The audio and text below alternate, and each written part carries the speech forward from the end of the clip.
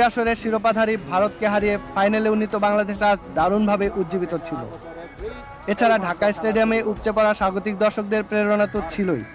সব মিলিয়ে আজকের ফাইনালে শুরু থেকেই মালদ্বীপের উপর চাপ সৃষ্টি করতে থাকে বাংলাদেশ দল। প্রায় একতরফাভাবেই খেলে চলছিল বাংলাদেশ। দ্বাদশ মিনিটে আসে শিরোপা জয়ের দ্বার প্রান্তে পৌঁছে যাওয়ার দারুণ এক সুযোগ। আর এই সুযোগ দক্ষতার সঙ্গে কাজে লাগিয়ে দর্শকদের আনন্দ উল্লাসে মাতিয়ে তোলেন রোকনুজ্জামান কাঞ্চন। বাংলাদেশ দলের পক্ষে প্রথম গোল করলেন। খেলার ফলাফল বাংলাদেশ 1, মালদ্বীপ 0। প্রথমার্ধে আরো কয়েকটি সুযোগ নষ্ট করে বাংলাদেশ। এ সময় মালদ্বীপও সুযোগ সৃষ্টি করেছিল গোলের, কিন্তু সফল হয়নি কোনো পক্ষ। ফলে বাংলাদেশের এগিয়ে থাকার মধ্য দিয়েই শেষ হয় প্রথমার্ধের খেলা। দ্বিতীয়ার্ধেও আক্রমণের দিক থেকে এগিয়ে ছিল স্বাগতিক বাংলাদেশই, কিন্তু দ্বিতীয়ার্ধের খেলার 13 মিনিটে আলী উমরের